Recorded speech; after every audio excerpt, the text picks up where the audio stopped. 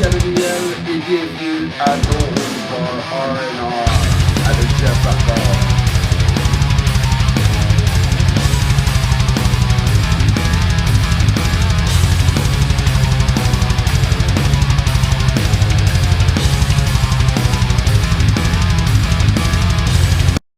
Il y en a qui se posent encore la question. Je suis bien plus flyé que des flyés. Les fassements vers le côté. Je suis bien plus parti que des partis. Je me shoot du Windex dans le châssis. Je suis bien plus stone que des stones. Je suis tout together all alone. Je suis bien plus ceci que toi. Je suis dans un taxi. Puis je m'en retourne chez moi.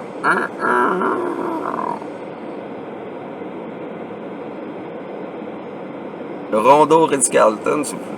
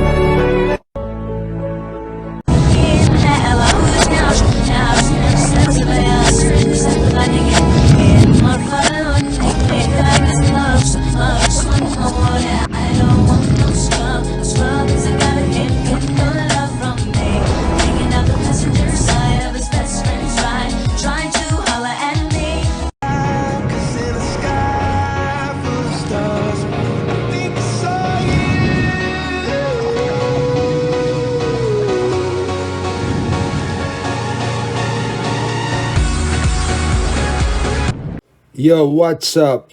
Episode 20. Hey, Gage, j'en veux pas de tes scrubs. No holds bar RnR avec Jeff Barbare. Personne n'a statifié, hein? Qu'est-ce que tu veux qu'un gars fasse? No one is great in my generation.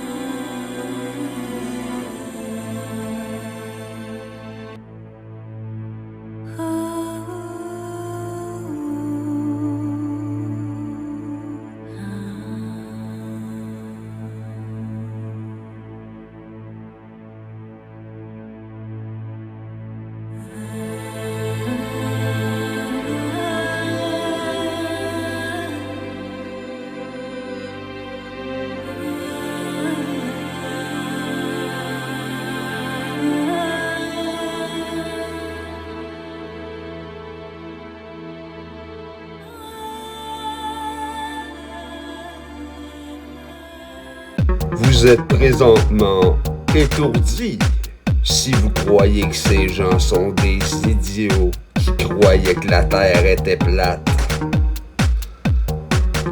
Ces gens savaient que la Terre est plate. Ils avaient une maîtrise de l'architecture que l'on a perdue avec le temps. Ce soir, on s'en va en grande Tartarie. C'est No Holds Bar RnR avec Jeff Barbare. YOD Jeff Barbare. On a des gravoles pour les étourdis. La grande muraille de Chine est en fait la grande muraille de Tartarie. La théorie dit que la Chine n'a pas construit la grande muraille. Ça peut sembler fou, mais regardez des vieilles cartes, des vieilles photos. La grande muraille, le poste de guet, en réalité, face à la Chine, le côté difficile à montrer, il est du côté de la Chine. Est-ce que l'histoire nous cache encore quelque chose, vous croyez? C'est officiellement la grande muraille de Tartaria. The Tartaria theory suggests that an ancient and advanced civilization called Tartaria was deliberately erased from history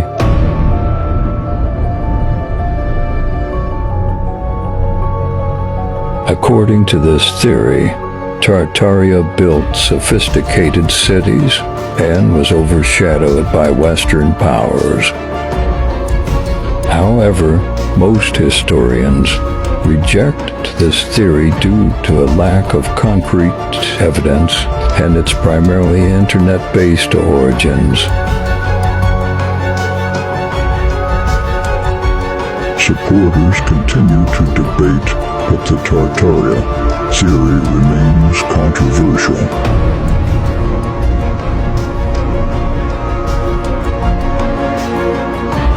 History is so much different than we've been taught.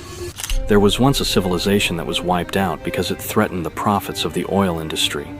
The Tartarian Empire was a society where they had discovered ancient knowledge about farming atmospheric energy. They incorporated special coils into all of their architecture, and their entire society was powered for free.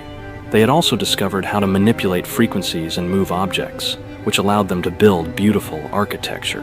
This is the same technology that the ancients used to build the pyramids. This society was far better than what we have today, as free energy allowed for people to focus less on work and more on creating a strong society. These people flourished for years until they tried to spread their technology.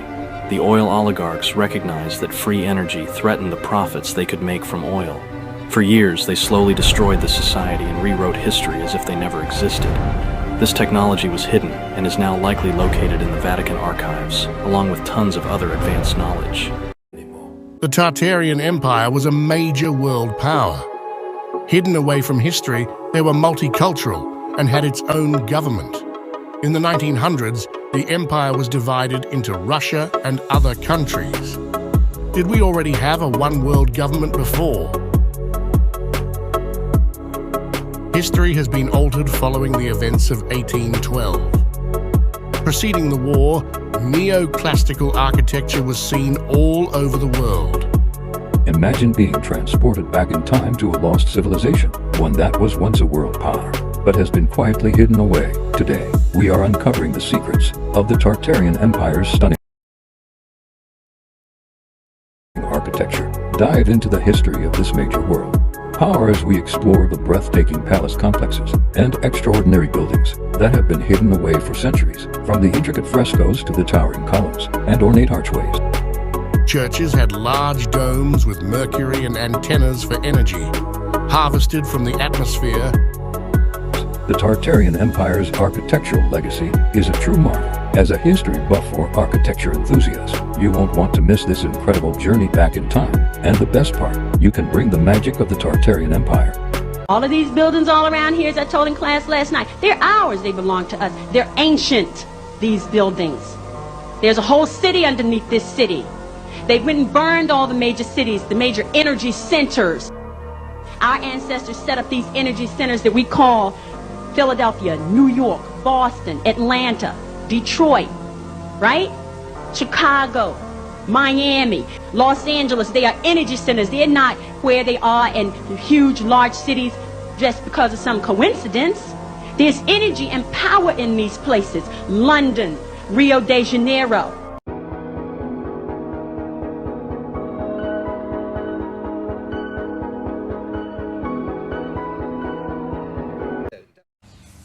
Hey, I have a conspiracy theory for you guys.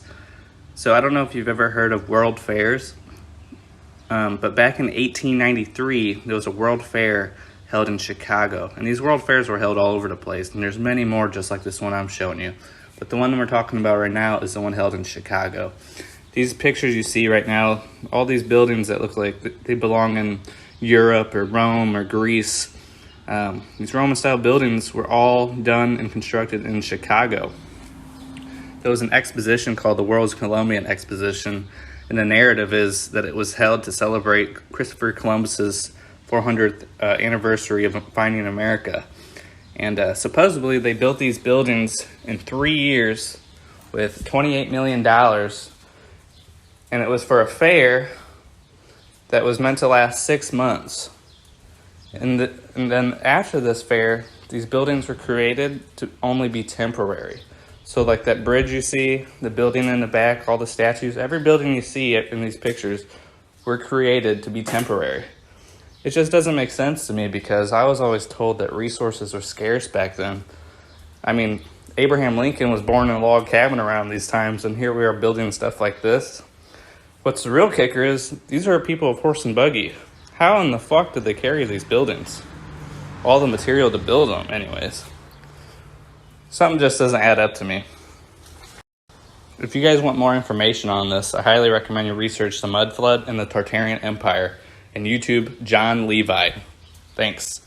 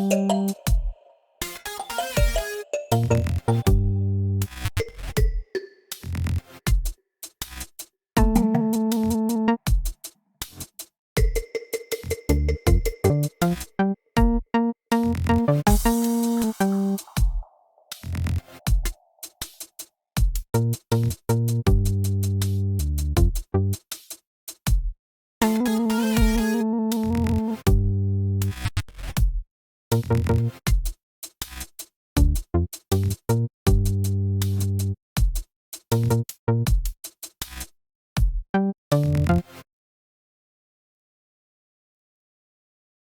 up.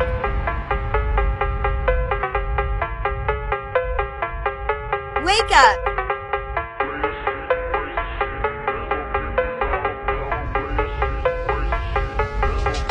Wake up! Wake up! Wake up!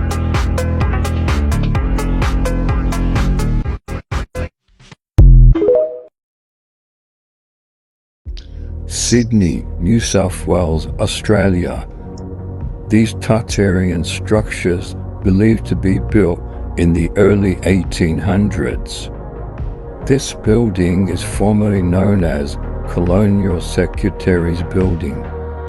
This is the State Library of New South Wales. Take a look at this large door.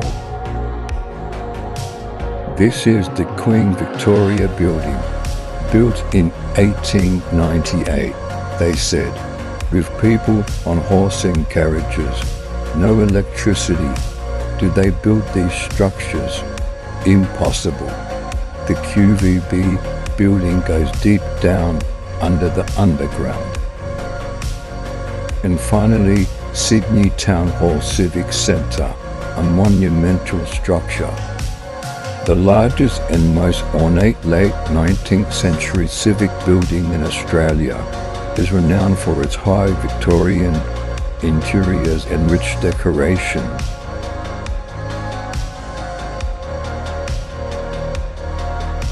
The fascinating history of Myanmar. Not something hugely talked about. But look at these architecture. A hidden lost history. Tartaria? 25,000 years ago, Homo sapiens is evident by the stone tools they left behind.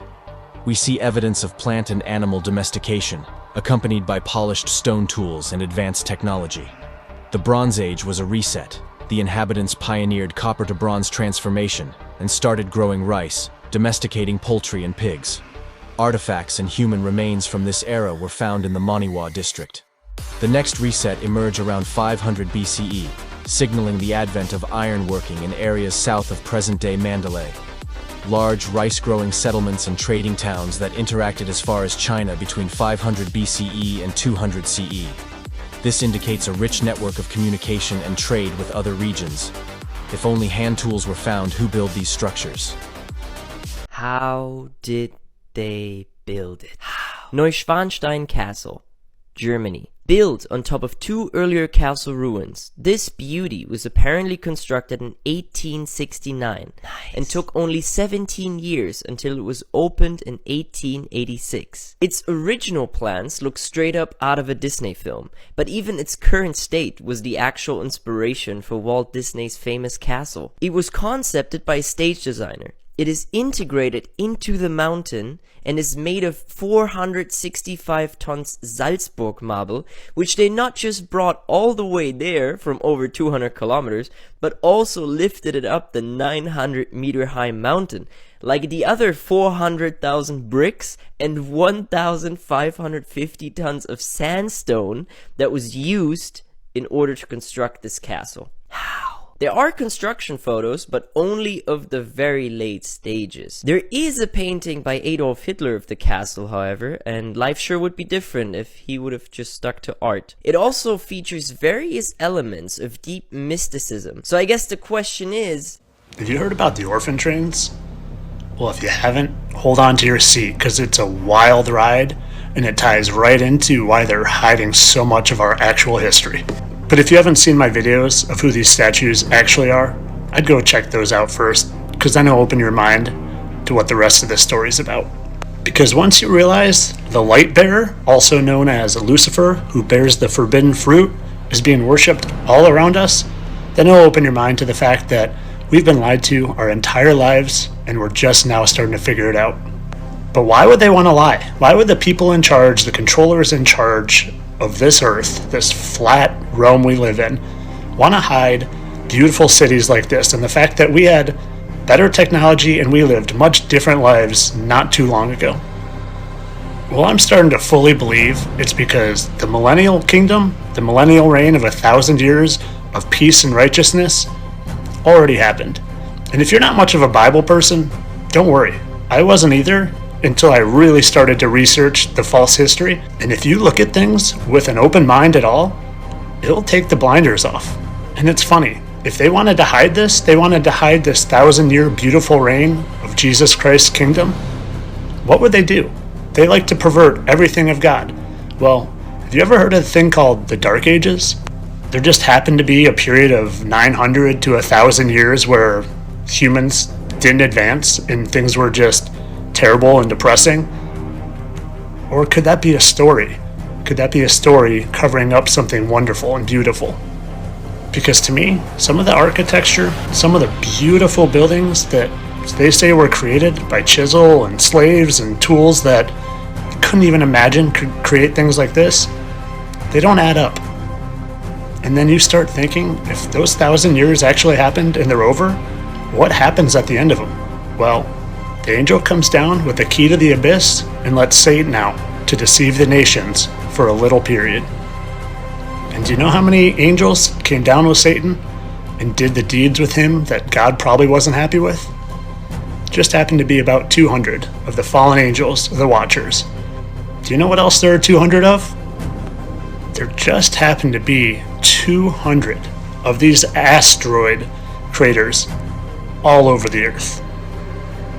Kind of funny how it looks exactly like the picture depicted of Satan coming out from the Earth. Could it be that when these angels were released and these giant craters were formed, they created what's known as the Mudflood? The Mudflood that doesn't seem to be contained to just one nation, but all over the world? All over the world, just like those giant asteroid craters are found all over the world? So again, maybe we're living in a time period where the millennial reign already happened. But if we knew that, if we knew that this already happened, then we wouldn't be able to be deceived, right? They wouldn't be able to deceive us. They wouldn't be able to lie to us about where we are, who we are, and when we are, because we would know. So what do? They have to cover up the fact that there was ever a civilization here reigning for 1,000 years of peace. And they had to hide that from us and create a false history and a false narrative. A false narrative that we all came to buy because we all went to public education and bought into the stories of the Oregon Trail and Western travel. It's all nonsense. And for the people that they didn't want to give up the memory of that 1,000-year reign and Jesus Christ actually being here on Earth, they created lunatic asylums. Because if you look at it, the number of patients back in that time period is astronomical. Over 150,000 patients in mental hospitals. And if they put those adults in mental institutions, well, what happened to their kids? Well, if there are 150,000 mental patients in the United States in 1904, it would seem about right that about 200,000 American children would become orphaned. And around that time period, boy, were there a lot of orphans. The timing adds up. And the reason for why there were so many orphans seems to make sense to me. And the evidence is there. All you have to do is look for it. Because it's right in plain sight. You just don't ever hear about it. So here's the bottom line. Are you willing to look past your indoctrination and your lifetime of beliefs and explore truth? And willing to have an open mind to the fact that maybe we're living past that 1,000 years and it's expired. And there's been some evil released on the world to deceive you. Because if God let it happen, then maybe he's testing you. Maybe he's testing to see if you will choose the light or you will choose the dark. It's up to you. And I know I probably don't already have to say it, but this is all for entertainment purposes. I don't believe a word I said. It's all satire. I was just making a big old joke. Asti TVA a pas de classe. Aucune morale. Et tu vois sur leur site, sur TVA Nouvelles, et là, ils poussent. Écoute, c'est vraiment bizarre. Écoute, ils poussent le nouveau show de Paul Hood. Un nouveau show sur Évasion. Et là, ils ont fait un montage. Check comment ils ont fait le montage. On dirait sa photo posthume. On dirait une photo genre quand il était à l'hôtel, quand il était exposé. Là, on embarque pas Loud, s'en va comme si... Et là, on dit, abonne-toi à Évasion. Ce que TVA est en train de faire, est en train de jouer sur la notoriété de la mort de Paul Loud pour que tu t'abonnes à Évasion.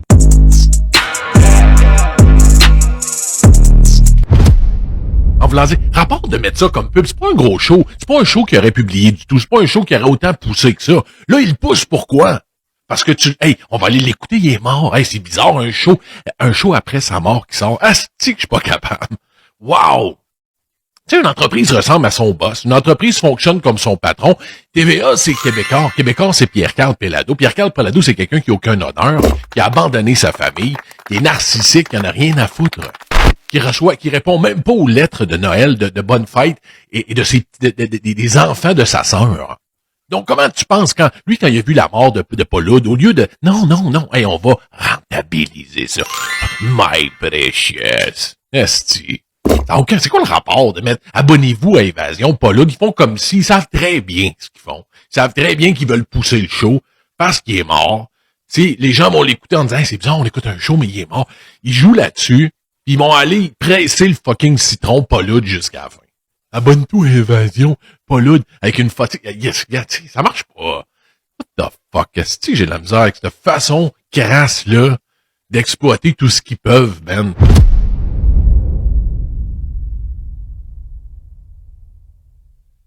There were castles and big, massive buildings in America before Columbus in 1492, and that whole story, before he even got here. So if there were already all these massive castles, massive buildings, and all these people, big people too, before 1492, then how did they have the technology while Christopher Columbus is coming over on his cute, Santa Maria? Or Pinta, or whatever it was, the 3 ships that they used. And where are those ships? How come we don't see those ships? How come we don't see those today? It doesn't make a lot of sense.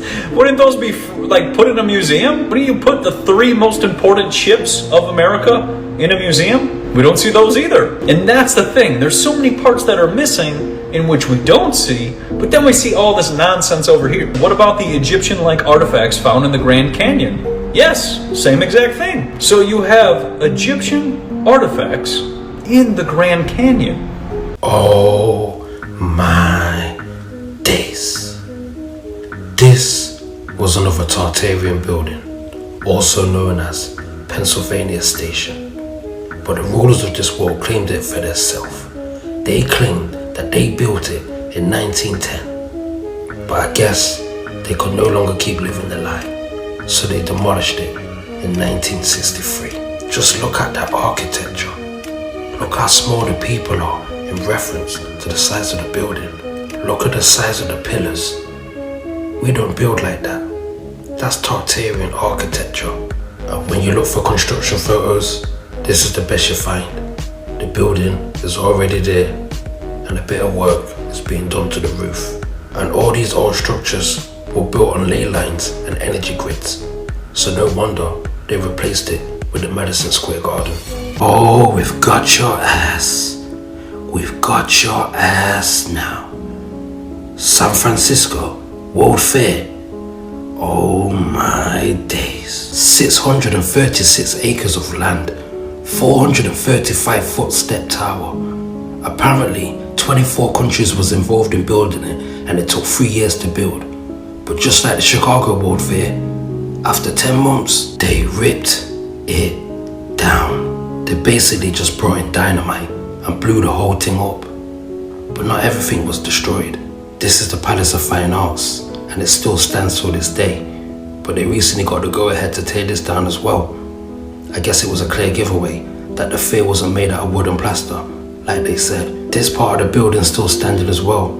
At the top is what it used to look like, and at the bottom is what it looks like now. Don't look temporary to me. I don't believe they built that World Fair.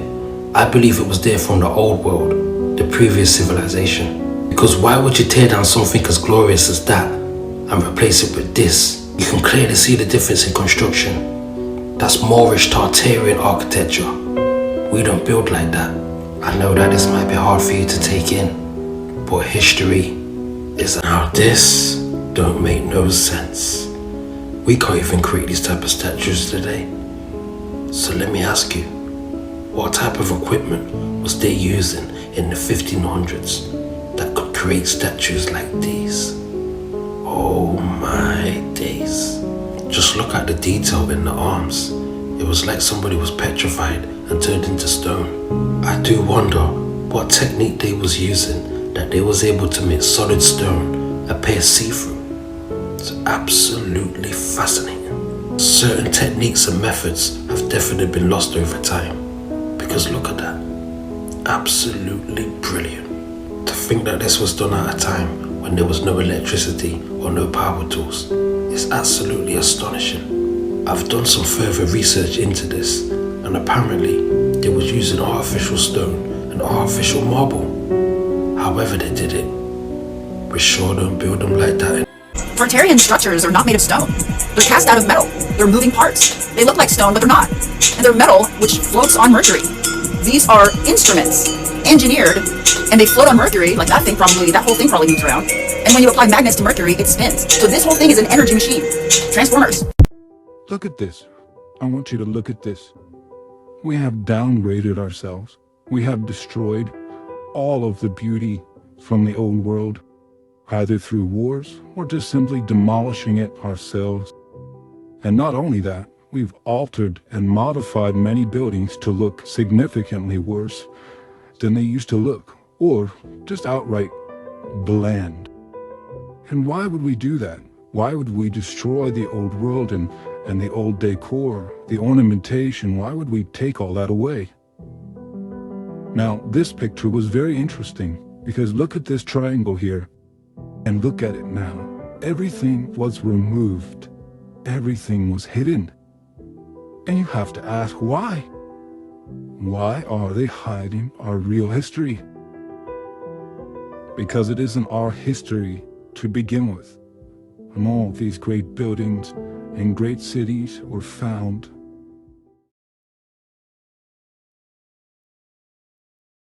The world might actually be run by demons. At almost every major city, there is symbolism for Lucifer. The United Nations headquarters is located at 666 United Nations Plaza, where there is tons of demonic symbolism such as this end times beast. In the Bible, it says 200 fallen angels descended at Mount Hermon, and the UN just happens to have a base there. The craziest part is that at a city called Astana, a city that's been purposely hidden from us, there's a massive pyramid, much like the one on the money that controls our entire world. And inside this pyramid, there's 200 perfectly aligned chairs. It's almost like the 200 angels that fell have a secret base where they make their plans. At this same city, there is another torch that represents Lucifer. This evil symbolism even stretches to CERN, the government research facility, which has a statue of Shiva, the destroyer of worlds outside of it.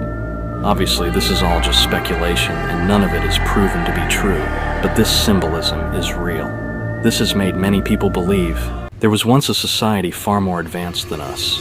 The Tartarian Empire was a society that had discovered ancient knowledge about farming energy from the atmosphere for free. They were completely wiped out because this technology threatened the profit and control over the world that the oil industry had. Many people think this is a lie, but I can prove it. Take a close look at Russia's flag and you'll notice that the horse is trampling on top of what looks like a griffin. And here's what the Tartary flag looked like. It's also a griffin. So it is possible that this is just truth in plain sight, and they've been showing us what they did all along. Russia does control the territory marked in the old Tartary maps, so maybe Russia was one of the main destroyers of this society. Some of the architecture in Russia does look very similar to photos of the Tartarian Empire's architecture.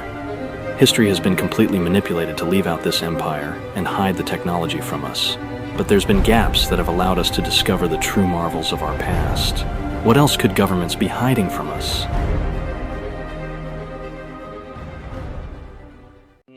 Singapore, we already have the situation. No cash. Cashless society. It's ready to go. And a cashless society is the most important facet, the most important controlling facet of this new world economic order. Remember now, we have three facets to this new world order, enslaving government. We have the New World Order, the political part of it. We have the New World Economic Order, which is the enslaving economic part of it in a cashless society. And as well as that, we have the religious order, meaning the New Age movement that we discussed previously. So this magazine now is a magazine published by another sub-organization of the Illuminati. The Futurist is a magazine designed to condition us to their plan that is coming. And in this one particular issue, you'll notice here that there's a symbol on the front. It looks like a dollar symbol, and you may not see that it's really an electronic circuit, meaning that the new money that's coming, and they say that here, is electronic money, not paper money, not coin money, but credits and debits. Electronic funds transfer in a cashless society, not just in the United States, but globally. Now notice on one of the prime articles here, it talks about a cash-free society. In other words, folks, there is a plan to take the entire globe cashless, according to information I've gleaned from research. This is not a church. It was never a church. And if you give me 3 minutes, I'm going to absolutely turn your world upside down and blow your mind. You may have heard about a strange story going around that we were a part of an advanced civilization that fell apart due to some kind of invasion. And that incredible buildings like these, surrounded by all these smaller buildings, are actually part of 2 completely different worlds and times. If you're under the impression that structures like these can be built in our modern times, think again, because they can't, and they haven't been for hundreds of years. There are countless buildings like this scattered all over the world that we repurposed as banks, churches, universities, and state buildings. You'll also notice that a lot of these buildings have the word founded etched in the side instead of built. That's because we found them. We didn't make them. So let's talk about what these buildings were really used for before we repurposed them. It's becoming painfully obvious that our religions and our religious institutions do not serve us, and in fact were built to control us. We're starting to realize that many of the stories we've been told about our religions have been twisted and corrupted to imprison our minds and our spirits. Well, it gets so much crazier and worse than that. Because these buildings were never churches. They were healing centers and amplification centers for our meditation and prayers to make our thoughts reality, word to flesh. The painted glass windows and all the geometric shapes were meant to amplify those frequencies outward and inward to heal us and create a protective force field around the building and around the empire. Going back to this picture, you see that circle right there? That's cymatics. Just go look up a video where they play sounds on sand and then the sand takes different shapes. It looks exactly the same as that. This architecture is a frozen masterpiece of music, which caused frequencies to emanate within and without to have all sorts of amazing and powerful effects. Yes, all the old stories of Atlantis and Tartaria are absolutely true, and you can see the evidence of it just by going to one of these churches. But it gets even crazier than that. Look at the domes here. Look at those little circular balls. These are conductors, okay? We don't have a cross or the moon and the star here, and there's a good reason why. I'm just going to put this ugly modern church in the background while we talk about this so this can really sink in for you. All of our religious symbols like crosses and moons and stars were actually just carefully crafted antennae. They were shaped that way to pull energy into the building. And now just think about how you have defined your entire life based on these symbols. Defended them, fought other people over them, thought you were worshiping a god through that symbol. They are laughing in our face. The more we dig, the more we find. Here we have an image of a diploma for the American Pacific Exposition and Oriental Fair for Portland, Oregon in 1905. So 1904 they have the St. Louis World's Fair. 1 year after, we get this one in Oregon. This diploma is very interesting. As we go down to the bottom, we have a photo, and we can clearly see in the background 2 airships, both looking different. They normally don't show this form of transportation in these photos. They normally blank out the sky. But as we look up all of these countries, we see the big ones, and then we see Caucasia. Have any of us heard of a country in the 1900s named Caucasia? I personally have never heard of Caucasia, which is similar to Tartaria. All of these countries that we were never told about. But this one wasn't hundreds of years ago. This was 1905. So they are now, in my opinion, lying and telling us that Caucasia, or Caucasus, is a region that has a bunch of countries in it, including Russia, which we all know have connections to Tartaria. But let's take a look at this list again from 1905. They are already listing Russia on this map with Turkey, France, Holland, Germany, Switzerland, Italy. All of these are countries. They are not regions. I'll say it again. These are countries. Why would they then throw a region in there randomly? That doesn't make any sense. I think we are finding, in my opinion, that there is more land that we aren't being told about that was here in the 1900s. And I think Caucasia is being hidden from us right now.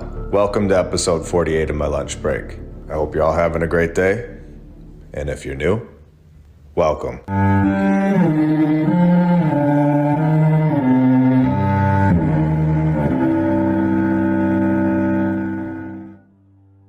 And I want to thank all of our sponsors over on Patreon. Thank you to flatearthdave.com. You can check out his app. I'll put the link in the description, and you can use my referral code, MLB. The app is awesome. It shows a lot of videos that are really hard to find. They've got them all in great playlists. He also has my lunch break on the homeschool section of the app, which is really cool. Thank you for that. Thank you to Rebecca Kay, Don Gaston, Jason Brunson, Christopher Arietta, The Lady Lacey Show, Edwin Johnson, Al Chen, Chuck Templeton, David and Sherry Ferguson, Joy Lee, PNR, Dale, DJ Clicktrack, Edward and Brianna, Edwin Rice, Kyle Glasscock, Leslie Pipkins, Stephanie Nolan, The Burlesons, and Two Spirit. You guys are all awesome and helping this channel out a lot. We were talking about Caucasia. Really quick, I want to just throw this in here. That there is another country that is clearly blurred out. I wonder if we weren't supposed to see that one. So we were given a photo with the airships in the background in the sky. So I went digging and found this photo from 1905, World's Fair in Oregon, showing more airships. And since I haven't really covered this topic yet on this channel, in my opinion, and a few others, this form of travel was all over the place. It wasn't just created in the 1800s, and the Hindenburg event was used as a scare tactic to make these airships look faulty, removing this free energy form of transportation technology out of our lives. Do you really think that they put a gas in these airships that would be so incredibly flammable and fly them over massive cities? Or does it make more sense that this Hindenburg event was a planned event to get rid of this free form of travel and wipe it from the history books? Here we have a photo of one of these airships sitting in between the two spires of the old world building. You can see that they use these spires to electrically charge these airships, and this was common knowledge. And in the very next photo, it's leaving the port. We are not given the truth about our history. This isn't something that we are ever told about in our mainstream schooling system all over the world. Do you find that odd? Let's keep digging. We see that the US Army had this technology in the 1800s, as well as the Navy. Now, this is a photo from July of 1931, and we clearly have an airship charging at the top of this building. So we have a lot going on here, and this was within the last 100 years. An airship charging at the top of this tower. Did you think they only charged at the top of buildings?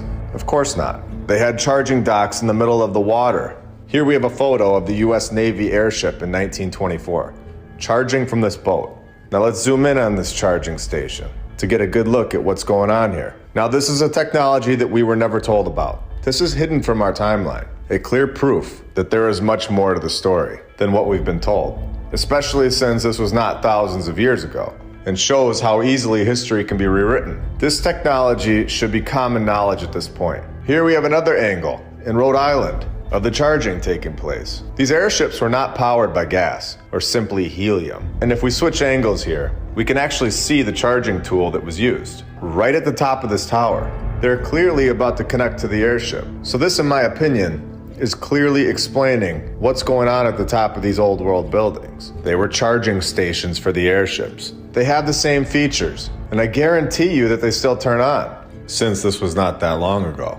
And I'm going to take this time right now to answer a lot of people's question. Will we ever find the truth? As we keep uncovering more and more documented evidence, we're going to find that the previous civilization was not that far in the past, and our current structures hold so much more technology than we ever truly understood. So in my opinion, Yes, we are going to find the truth about all of this. We are uncovering the truth faster and faster. And this community gets bigger and bigger, with more and more people sharing their thoughts and knowledge. The mainstream history is becoming comedy hour at this point. So we can clearly see that these buildings all around the world may have had a second purpose, but they were without a doubt here to generate free energy, specifically for airships. And once you realize this, then we can go deeper and ask the question, was the previous civilization capable of using these buildings to power their flight that were so much more powerful, so much faster, and so much more incredible than an airship?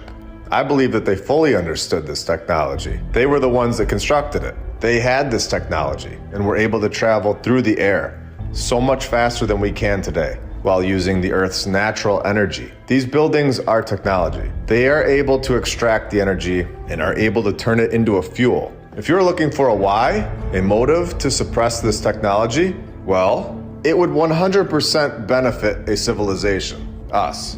It's free. There is zero benefit to free transportation, free energy. Do we need to go further for the why? So when you go around your town now and see the top of these buildings, we can all understand how popular this form of transportation really was. It was everywhere. Now, we have talked about Tartaria. We have shown in this episode in the beginning how there are possibly more countries and more land, such as Caucasia. So we have Tartaria, but we also have Barbaria, where you would get the term barbarians. And of course, again, have any of us heard of a place called Barbaria in history class? Maybe you have now.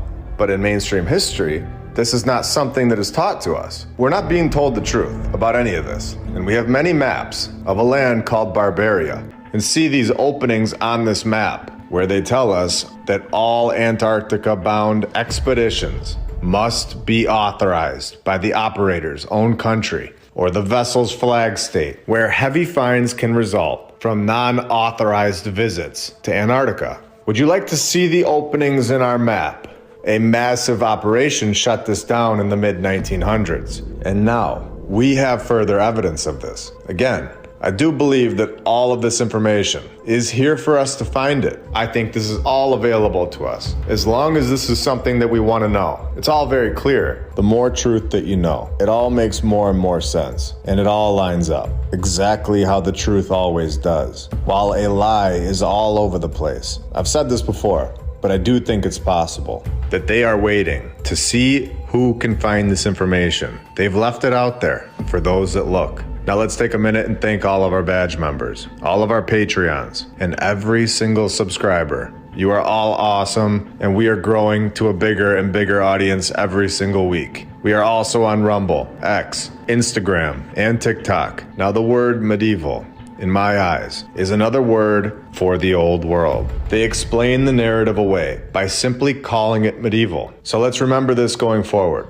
Right on their website, the Hereford Cathedral tells us that the medieval cathedral was not monastic. They even tell us that the map that they hold inside this place, the map that we discussed today, is one of the world's unique medieval treasures. Our timeline starts around 1700. And then spikes in the 1800s, with massive operations going on in the 1800s. All in my opinion, of course, based on everything that we have seen. But this is why I always check the 1800s for major destruction projects of these incredible palaces. Oh, wait, did I say destruction? I meant restoration. When you go to the mid-1800s yet again, we have the exact same narrative here. 1841 to 1863, major restoration of the cathedral. A cathedral that did not need our help. In fact, we weren't even given the power tool until 1895. So what major renovations could our horse and wagon friends have truly done to this palace?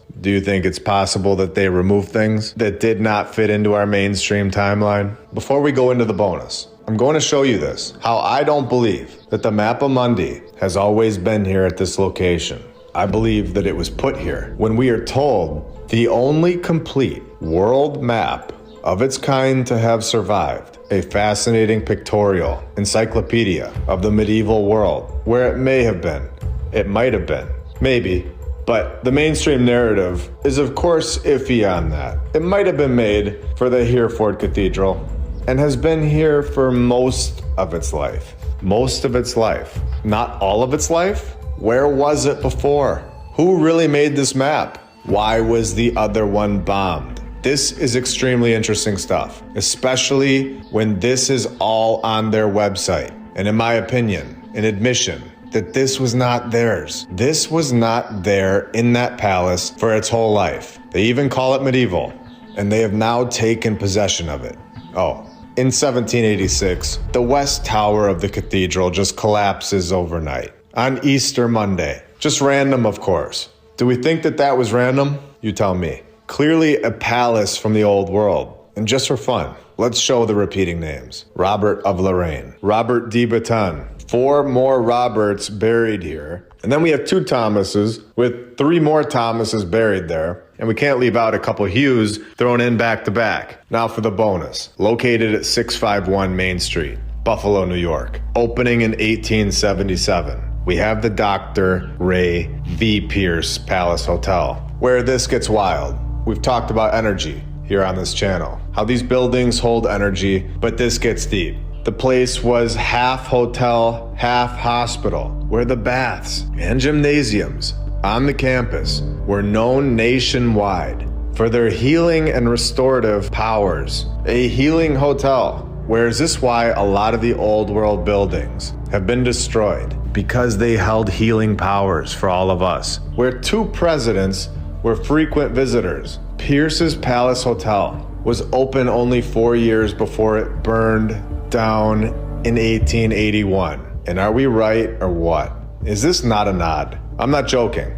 Every time I see this narrative, I am more and more surprised. For one, that we never noticed this before. And for 2, that they really put this in the narrative over and over and over, all over the world.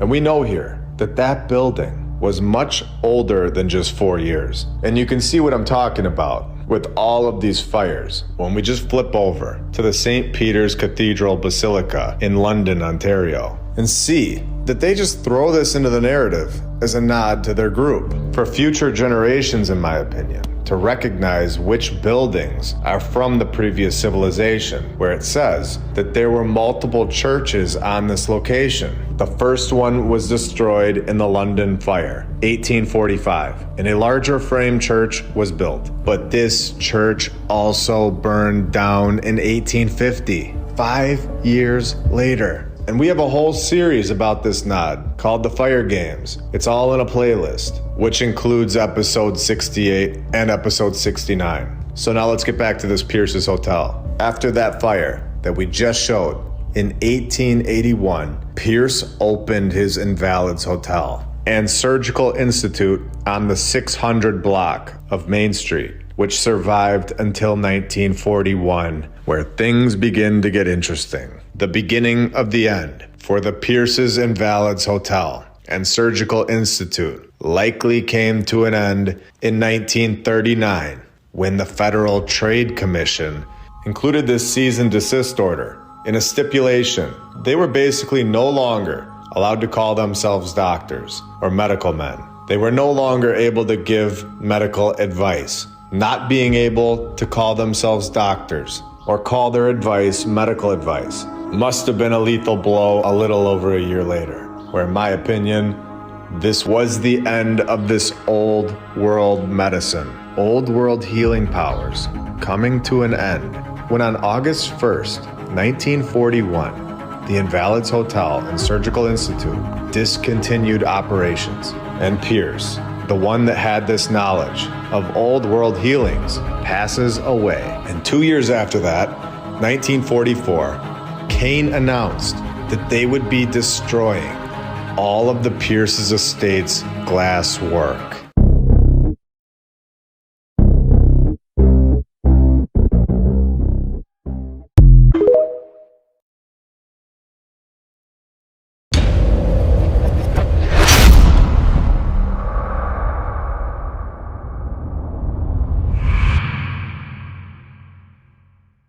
Were World's Fairs events held for nations to compete with each other by displaying their goods and inventions to the rest of the world, or were they actually designed as an excuse to destroy ancient architectural heritage?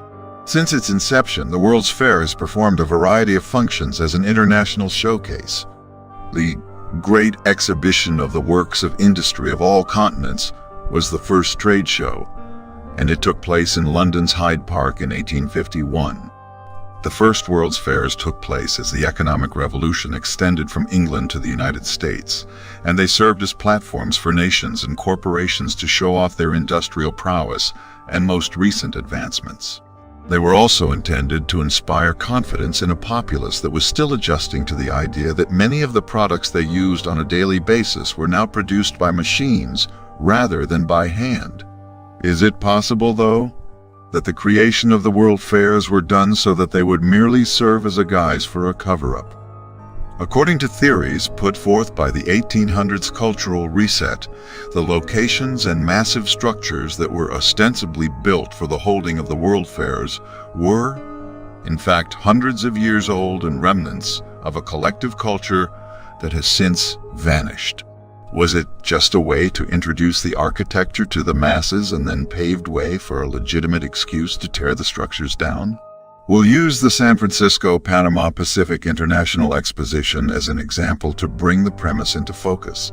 The massive fair, which spanned over 2.5 miles of waterfront land and encompassed more than 600 acres, emphasized San Francisco's splendor and honored a significant American accomplishment: the successful completion of the Panama Canal. One of America's deadliest natural disasters was the devastating earthquake that struck San Francisco 9 years prior. When the exposition opened in 1915, the city had overcome significant obstacles and was prepared to receive visitors from all over the world. Without a doubt, the architectural design used for the construction of the fair-designated area was magnificent. One example of this is the Palace of Fine Arts, which was built in 1915. Something that first stands out is the construction's geometrical perfectionist style, which is very impressive and beautiful. However, something jumps out at you when you look at photos of the structures built for several global expos. Why do they look older than they should? Why did they spend so much time and energy on the incredibly detailed old world-style architecture? Some researchers have been able to determine that in some dated photographs, certain buildings and statues that complement them appear older rather than more recently constructed. Furthermore, is it appropriate to ask the question, why build sites and complexes that are so astounding only to destroy them in a matter of months? According to the accepted and official history, most of these buildings and monuments were constructed using straightforward structures and lightweight materials, and they were intended to last just for the duration of the fairs. However, some of these large architectural works are still standing today, which goes against the conventional knowledge associated with international trade shows to demolish everything related to the show after it closes. It is true that many buildings were constructed using flimsy materials, but it was obvious that not all of them were. Instead, some were buildings that had been built on their own. It is unfortunate that none of these buildings are still standing because they were all eventually destroyed, except for a select few. Finishing with the case of the Panama Pacific International Exhibition, it seems appropriate to ask whether the practice of building temporary structures close to longer, lasting ones that would otherwise remain in place had it not been for intentional destruction, was repeated in other years at other international expositions. Does it make sense that such massive structures would be created just for that occasion, and then so quickly dismantled?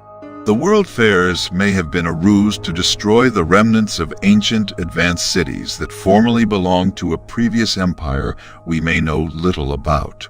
The organizers might have ordered the destruction of the architecture on the grounds that after the fairs, it was necessary to dismantle the area, buildings, and decorations. Localities like those chosen in San Francisco, according to the theory of the reset of the 1800s, were in fact cities built according to the typical imperial code of geometry and sacred engineering, with the intention that such structures would alter the state of mind of a new generation of inhabitants. If the Great Reset of the 1800s occurred as described, It would be logical to assume that some of the city's initial residents would have known that those magnificent monuments had been built, most likely by their ancestors, hundreds of years prior. Did the citizens of these cities not object against the destruction of these buildings? We can speculate that this is possible, but it is unlikely that we will learn whether anyone objected to the entire operation that was the World Fairs. Perhaps insane asylums were used to ensure there was no objection. We will go in more depth on that in the future. Is there a group of powerful people that decide what types of architecture the world will keep and how it will be received? The story will be told by the winners and taken as true if written or visual records are not preserved. Families may have been split up as a method of ensuring that the original residents' resettlement was complete. From the most industrialized to the most rural areas of the country, orphans were taken as and sent via trains, while parents were being moved around in other locations. Were families subject to treatments that caused them to lose their identity and cultural heritage? Or did they just disappear? Is a global catastrophe required for humanity to forget an ancient culture? Actually, all that must be done is to convince people that this civilization is a part of a larger myth and conceal, or in this case, destroy, the evidence. Do those who wish to conceal the origins of humanity and society intend to gradually erase history? Or is there more to the story that we are not being told? Is it possible that the energy we need every day to continue as a productive society could be free and available at all times? Is it possible that the ability to move energy freely in the ether was a reality in the past, and that physical wires were not needed to transmit electricity from point A to point B? According to researchers and Old World Reset theorists, this may have been the norm in a no too distant past. Let's take a look and highlight the term. Antiquitech refers to unknown technology we may see evidence of on structures and buildings of the past, perhaps even to move energy throughout the realm. Could the use of magnets, sacred geometry, or water that gathers etheric energy be the method used by a previous lost civilization? Combine this with highly advanced ancient technology which may have been lost with a previous generation unknown to us, and we may find some answers in the buildings right in front of us. In these handfuls of ideas, we find that the definition of the concept has made it clear that the methods for the use of electricity or energy through an architectural medium, a building intelligently built for such purposes, is achieved using geometry, water, or magnetism. Within the theory of the Lost Empire and Old World Reset, it is interesting to observe the way in which temples, buildings, and star forts comply with the characteristics of being built through a sacred geometric design and are located near abundant water sources. Is there a hidden technology we have lost as a society in the sands of time? How can we be certain these overbuilt, unnecessary details on history's architecture had no other purpose other than decoration? According to the theory of the Great Cultural Reset of the 1800s, the Old World Empire, who were the inhabitants of a lost legendary worldwide civilization, were masters of masonry technology, unlimited free energy, and magnificent architecture. In fact, the Roman Gothic architectural style, which is still visible in town halls, banks, water stations, cathedrals, churches, hospitals, and other comparable public and urban buildings, possibly has more ancient origins. The Old World inhabitants, being possessors of a very advanced ancestral knowledge, designed intelligent buildings that worked in conjunction with the vibrations of one's consciousness, Mother Nature, and possibly sound itself, using sacred engineering and architecture and possessing the knowledge of metaphysical geometry and sacred mathematics. The Old World Empire designed complex buildings that efficiently channeled the energy of the earth, or the ether that is in the air at all times. How they did this is not completely understood today, but the evidence of intelligent construction of these buildings could indicate that the ether was channeled and retransmitted within the structure, being absorbed by the people around it. Let's use the St. Walburgis Church in Zutphen, Netherlands as an example. Do these spires on the top of the cathedral look like they are only decorative? They almost resemble a type of electric coil, designed in a way to harness some sort of energy. Perhaps these are deliberately constructed and placed in these locations to harness a certain type of energy that we may no longer have the knowledge to create.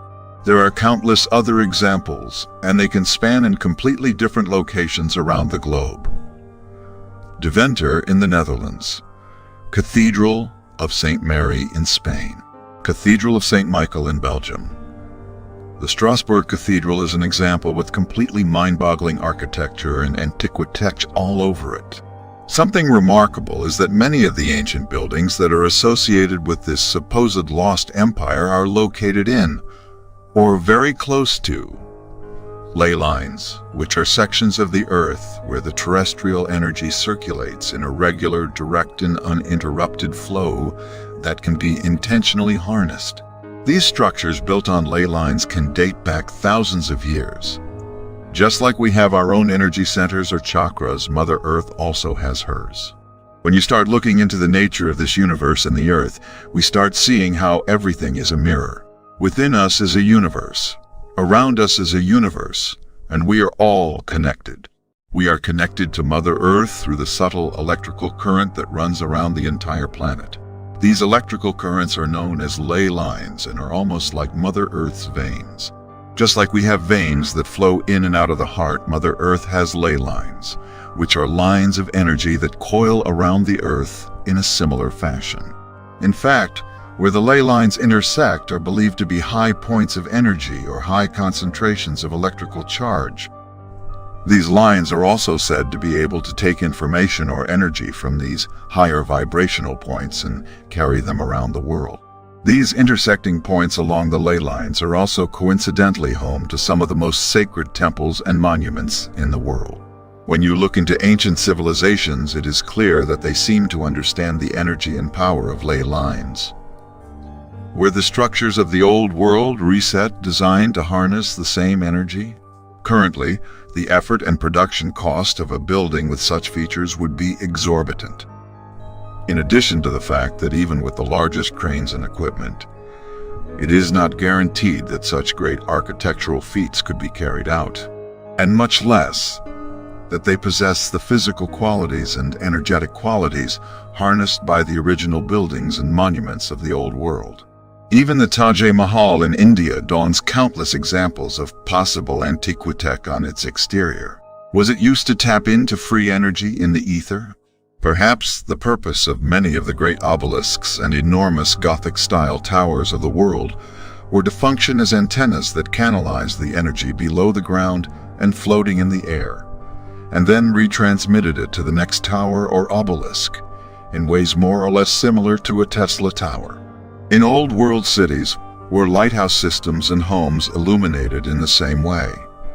Did the cities not have any type of wiring for the transmission of energy? In addition, as it emanated directly from the earth, this energy is thought to have been completely clean, so it did not harm the environment and help nourish the people who were under the influence of the energy channeled by the structures within them. Why does our technology and knowledge of sacred engineering, geometry, and architecture seem to have regressed? Why would it be impossible for us to build great monuments and buildings like those of past centuries? Why did we abandon the construction methods that possibly used free energy from the earth? It is hardly credible that, after thousands of years building monuments and cities under these premises, we have simply considered it of little use from one day to the next. Perhaps everything is not what it may seem, so that we no longer have access to technological buildings and structures that could help expand our consciousness and harness the free energy of the earth. Giants. Did they really exist? It might not be so simple to answer, even though most people would undoubtedly laugh at the question. In addition to descriptions of these giants appearing in our ancient writings and artifacts, actual proof of giant remains, such as fossilized footprints and bones, have perhaps been discovered all over the planet. Almost every mythology of ancient cultures included giants. When you consider how broad and far-reaching the descriptions of giants were around the world, you may ask whether these societies were documenting historical facts or just ancient folklore legends. The scale of giants, their often violent behavior, and the fact that they engaged in fierce combat and conflicts with gods appear to be common motifs in the myths of different cultures. Another noteworthy fact is that it is always mentioned that the giants were hybrids between these gods and humans. Large megalithic buildings were attributed to the giants by many cultures. They were frequently reported to have arrived by boat. Additionally, numerous sources show that the catastrophic universal flood largely wiped them out. In an excerpt from the Arizona Silver Belt, November 16, 1895, with the headline Prehistoric Egyptian Giants, the author wrote, "In 1881, when Professor Timmerman was engaged in exploring the ruins of an ancient temple of Isis on the banks of the Nile, 16 miles below Néjerdishfard, he opened a row of tombs in which some prehistoric race of giants had been buried. The smallest skeleton out of some 60-odd, which were examined during the time Timmerman was excavating at Néjerdishfard, measured 7 feet 8 inches in length and the largest 11 feet 1 inch tall. These beings of extraordinary height have been the protagonists of countless legends. Among some well-documented are those of American tribes that describe ancient races of giants that inhabited the entire American continent prior to the arrival of Europeans. In addition to possessing existing working and efficient cities or towns, the Comanches were one of the tribes that occupied the Great Plains. They have records of a race of extraordinarily tall men, about 10 feet tall. Apparently, they were a tribe of very rich and powerful men, even much more than any civilization today. In addition, they covered a good part of the region that they inhabited in huge cities. These tribes had walls and great mountains that surrounded the cities where they resided. Further, the legend of the Paiutes tells of a race of red-haired cannibals who were located near Lovelock's Cave in present-day Nevada, United States. However, until now it is not known for sure if the stories about these giants are true or if they are an exaggeration of history. In 1931, large skeletons were said to have been found in the bed of Lake Humboldt, approximately 20 miles from Lovelock. The first of these 2 skeletons found is reportedly 2.5 meters tall and appeared to have been wrapped in a covered cloth like the way ancient Egyptians wrapped their mummies. The writer Horace Bardwell Cushman wrote in 1889 about this particular culture called the Choctaw. In his book titled History of the Choctaw, Chickasaw and Natchez Indians, he talks about a race of giant men who lived in what is now Tennessee. It is said that the Naholo people boasted members of extraordinary stature. Cushman said in his book that the word Naholo was used to speak of certain types of men. However, he clarified that he was originally referring to the race of giants that the Choctaw encountered upon reaching the Mississippi. To quote author J. Lee, he mentions in his book about the greatest civilization ever to be erased from history. There's been a major cover-up by Western archaeological institutions since the early 1900s to make us believe that America was first colonized by Asian peoples migrating through the Bering Strait 15,000 years ago, when in fact there are hundreds of thousands of burial mounds all over America, which the natives claim were there a long time before them, and that show traces of a highly developed civilization, complex use of metal alloys, and where giant human skeleton remains are frequently found, but still go unreported in the media and news outlets. These are just a few examples, since, as mentioned in the introduction, in all the ancient cultures of the world, giant beings are referenced. These are supposedly giants that built the greatest works of the ancient world, which even today would be very difficult to replicate. Depending on the region of Europe where some of the legends come from, there are different names for giants. In the Bozio-Rule area, giants are known as Tartari, for example. Within the theory of the Great Cultural Reset, there are several peculiarities that incline us to question whether, in a remote past, a great empire was originally founded and inhabited by giants. humanoid beings of exceptional size and strength, who also possessed a very advanced knowledge of masonry that allowed them to build enormous cities and stone monuments that, even today, cannot be replicated. Why would such massive cities and buildings be built for average-sized humans? Why would such high and wide gates and doors be built in cathedrals and old-world buildings? Why are the ceilings of ancient cathedrals and temples so tall? Is there a possibility that they were simply built specifically for giants, and that this was the secret of the splendor of this lost empire? Ancient records of Arabic origin, which detail the way in which buildings and temples should be built, that date back to the 1700s, say that the doors and roofs must be particularly high and wide to allow access for a man mounted on a camel, carrying a load. Does this really explain the incredibly oversized doors and ceilings in some of these old-world buildings? The man on the camel had to be able to comfortably enter the building without having to get off his animal or lower his head.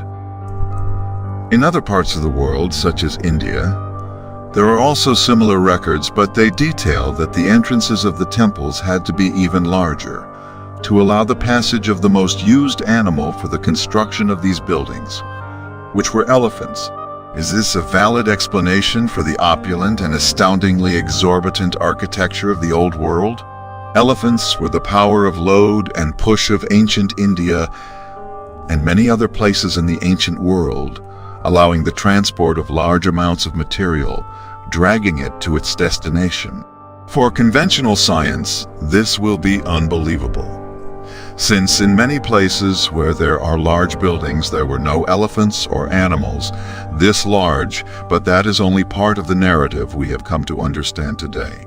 Within the Old World Reset theory, it is casually mentioned that the lands that currently make up the United States were inhabited by large beings, of which only some remnants have been found. In addition, another point that coincides with the cultural reset theory is that the North American giants, and in fact the rest of the world, had a host of different physical features and distinctions, as well as the described giants of the Lost Empire. Why would artifacts such as books or weapons of enormous dimensions be built?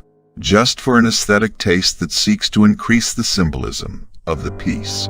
Or was it so that people who were enormous in stature could simply use them? We may never know the whole truth about the giants, but between myth, legend, and historical fact, there is more to the story than meets the eye.